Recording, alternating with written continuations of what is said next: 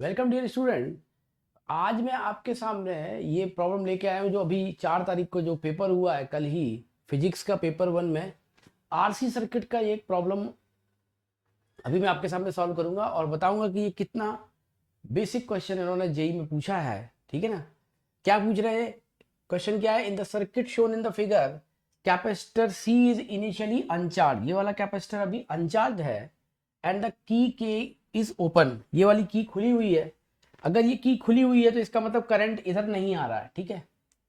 In this condition A current of 1 ampere flows through the 1 ओम, यानी 1 ओम ये resistance है, इससे 1 एम्पियर का करंट फ्लो कर रहा है। ठीक है। ये उसने कंडीशन दी है। The key is close at time t equal to t nought, कुछ समय बाद ये की को बंद कर देते हैं तो फिर ये कैपेसिटर भी एक्टिव हो जाएगा। एंड हमको पता करना है कि कौन से ऑप्शन करेक्ट है। ई की पावर -1 की वैल्यू 0.36 दी हुई है। The value of the resistance is 3 ओम, क्या इसकी रेजिस्टेंस की वैल्यू 3 ओम है।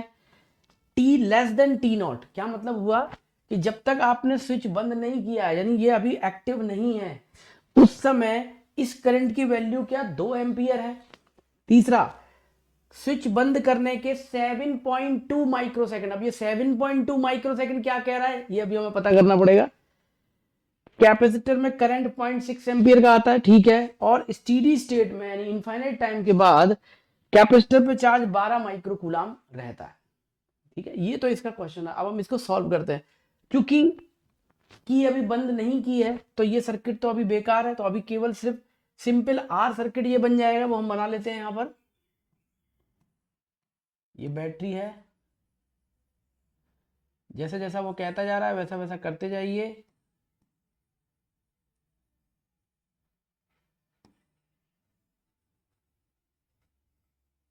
ये 3 ओम है, ये 1 ओम है, ये R ओम है, ये 15 वोल्ट है, ये 5 वोल्ट है।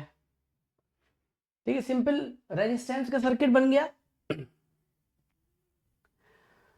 तो इसमें करंट 1 एम्पियर का कह रहा है, 1 ओम रजिस्टर में 1 एम्पियर का करंट फ्लो कर रहा है। क्योंकि ये बड़ी बैटरी है तो मेरे ख्याल से करंट ऐसे आना चाहिए इस तरफ को, 1 एम्पियर का करंट। ठीक है, मान लेते हैं यहां से आई करंट चल रहा है, 1 इधर चला गया तो इधर कितना करंट आया, I -1। किरचॉफ लॉ से अगर आई करंट यहां से आया उसमें से 1 इधर चला गया तो इधर कितना रहा, I -1 करंट। तो बेसिकली I -1 की वैल्यू अगर 2 आ जाती है तो ये बी ऑप्शन सही है, और R की वैल्यू हमें पता लगानी है। तो ऐसा करते हैं, एक बार इस सर्किट में घूम जाते हैं, किरचॉफ वोल्टेज लॉ से निकाल लेते हैं। इस सर्किट में चल के यहाँ पे कहीं पे वोल्टेज V लिख के कैसे चलेंगे, किरचॉफ लॉ आई थिंक आपको पता होगा, V +15, क्योंकि आप बैटरी में नेगेटिव से पॉजिटिव टर्मिनल की तरफ आ रहे हो, -IR, ऐसे गए वापस -1 -5 और वापस उसी पॉइंट पर आ गए। ये V से V कैंसिल हो गया, तो IR की वैल्यू यहां से कितनी आ गई आपकी, 15 में से 5 गया, 10 में से 1 गया 9, IR इज इक्वल टू, अब R हमें पता चल जाएगा। अगर हमें सिर्फ I पता चल जाए, मैं इसमें घूम जाता हूँ, सिर्फ I में इक्वेशन बनेगी। ठीक है, किरचॉफ लॉ लगाना है, सिंपल किरचॉफ लॉ जैसे लगाते हैं। तो आप देख रहे हैं कि जो बेसिक से अटैच सवाल है, ऐसा कोई सवाल में बहुत अफलातून से क्वेश्चन नहीं पूछा है कि बहुत मुश्किल से कुछ पूछा, बिल्कुल बेसिक पूछा है उसने।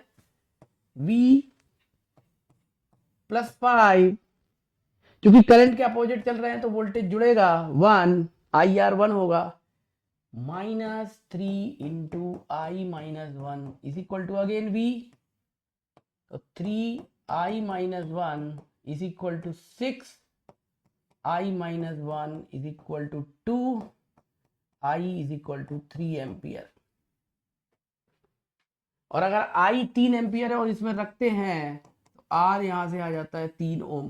तो आप देख रहे हैं कि ये ऑप्शन मुझे सही लग रहा है, और I1 भी 2 एम्पियर सही लग रहा है, क्योंकि I -1 3 -1 ये 2 एम्पियर हो गया, बिल्कुल सही है ये ऑप्शन। तो अभी तक तो ये आरसी सर्किट का सवाल ही नहीं है, अभी तक तो ये सिंपल किरचॉफ लॉ का सिंपल रेजिस्टेंस का सवाल है।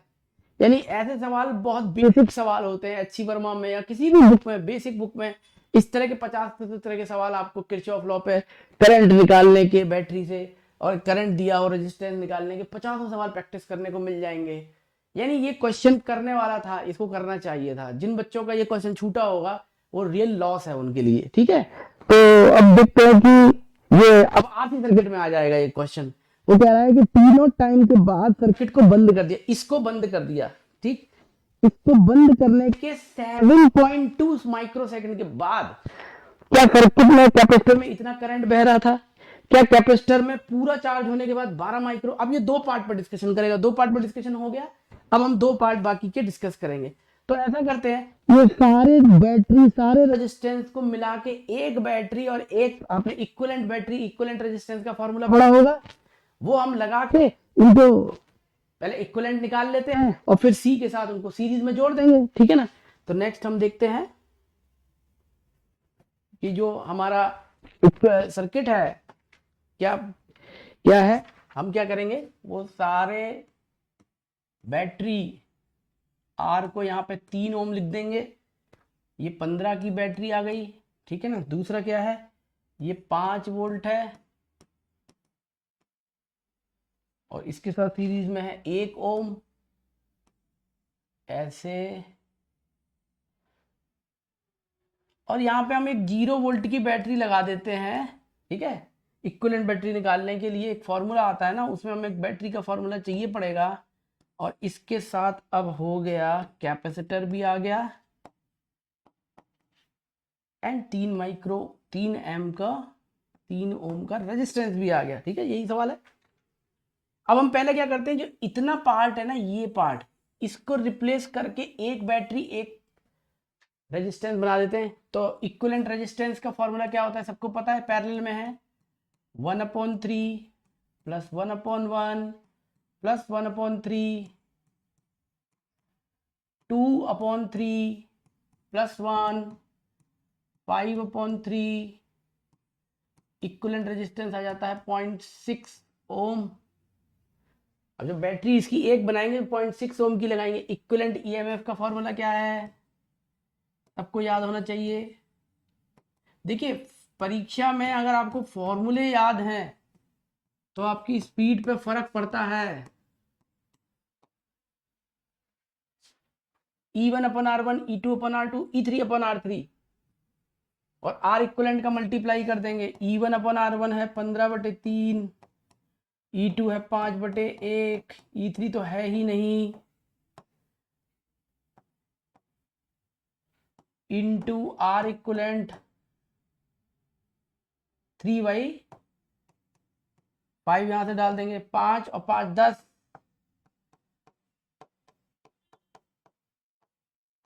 6 वोल्ट की बैटरी लगाएंगे। इनको हटा के हम 6 वोल्ट की बैटरी यहाँ पर रख देंगे।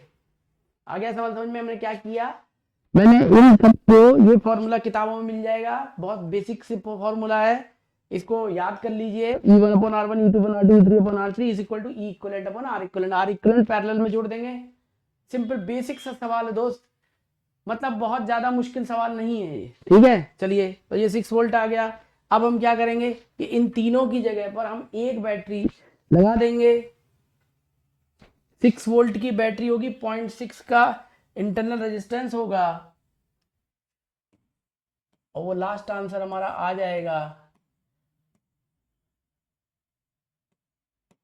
0.6 ओम का इंटरनल रेजिस्टेंस होगा।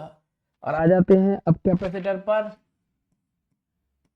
जो कि 2 माइक्रोफैरड है। इसके साथ एक और रेजिस्टेंस जुड़ा है जो कि 3 ओम है। अब तो ये बेसिक सा सवाल बिल्कुल कन्वर्ट हो गया, ठीक है।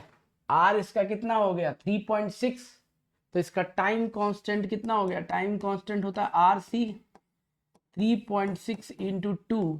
ये देखिए ये 7.2 की कहानी क्लियर हो गई कि ये 7.2 आईआईटी ने जो दिया हुआ है, ये 7.2 इसका टाइम कांस्टेंट है, ठीक है। तो वो क्या कह रहा है कि एक time constant T not plus time constant, मतलब एक टाइम कांस्टेंट होने के बाद करंट कैपेसिटर में कितना रह जाएगा, तो I is equal to I naught e की power minus t by R C से। ये फॉर्मूला बेसिक कहीं भी मिल जाएगा, ठीक है। शुरुआत में growth of current, growth of charge का फॉर्मूला जिसमें करंट डिके करता है। तो शुरुआत में मैक्सिमम करंट कितना बहेगा ये अलग से निकाल लेंगे। जब बिल्कुल इसको बंद करेंगे तो कैपेसिटर तो होगा ही नहीं, तो 6 अपॉन कितना हुआ, ये इतना करंट इसमें बहेगा। बिल्कुल बेसिक सा सवाल है, आप लोगों ने इस तरह के सवाल किए होंगे। जब बिल्कुल स्टार्टिंग में आप की बंद करोगे तो इस पे कोई चार्ज नहीं होगा, चार्ज नहीं होगा तो वोल्टेज नहीं होगा, सारा वोल्टेज इन पे आके गिरेगा, इतना करंट बहेगा। ई की पावर माइनस 7.2 अपॉन 7.2, तो ये आई यहाँ से आ जाएगा 1/0.6 इंटू ई, और ई की वैल्यू 0.36 दी हुई है। अगर हम इसको सॉल्व करेंगे तो ये 0.6 एम्पियर आ जाएगी, आप सॉल्व करके देख सकते हैं। यानी ये तीसरा भी सही है, A B C multi correct, तीनों ऑप्शन सही है। और टी टेंस टू इन्फिनिटी, जब बिल्कुल इन्फिनिटी हो जाएगा, ये तो सामने रखा हुआ है, जब बिल्कुल इन्फिनिटी हो जाएगा तो करंट क्या हो जाएगा, 0, करंट तो बहेगा नहीं, कैपेसिटर फुल्ली चार्ज हो गया। ये 6 वोल्ट पूरा इस पर आएगा, 6 दूनी 12, 12 माइक्रोकूलम आपके सामने आंसर रखा हुआ है, 12 माइक्रोकूलम। यानी इस सर्किट में, इसमें ये भी ऑप्शन सही है, ये भी, ऑल ऑप्शंस आर करेक्ट।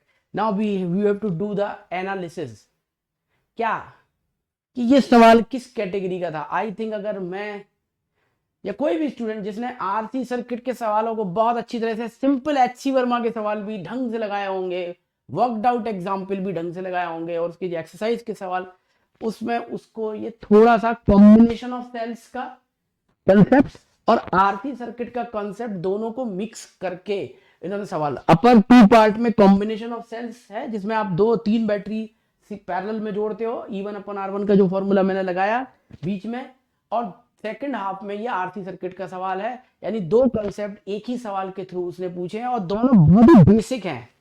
जहां आप देखेंगे कि इसके पहले सालों में आरसी सर्किट के काफी मुश्किल सवाल पूछे गए, इस साल जो कैपेसिटर का सवाल इन्होंने पूछा है बहुत ही इजी सवाल है, मैं इसको इजी रेट करूंगा। और जिन बच्चों के ये सवाल छूट गया है तो काफी बड़ा लॉस किया है उन्होंने। अगर इस तरह के सवाल आप जेई में छोड़ के आओगे और फिर बड़ी रैंक की उम्मीद करोगे तो ये बहुत ही गलत होगा। ठीक है, तो आई होप कि आपको ये मेरा कंसेप्ट समझ में आ गया होगा।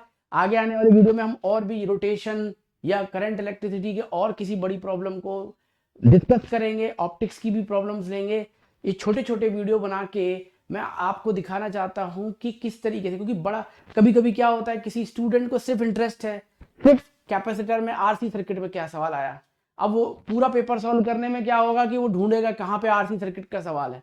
अब सीधे वो आप मेरे वीडियो में ये देख सकते हो आरसी सर्किट का सॉल्यूशन। इसी के साथ मैं आपसे इजाजत लेना चाहता हूँ। Thank you very much.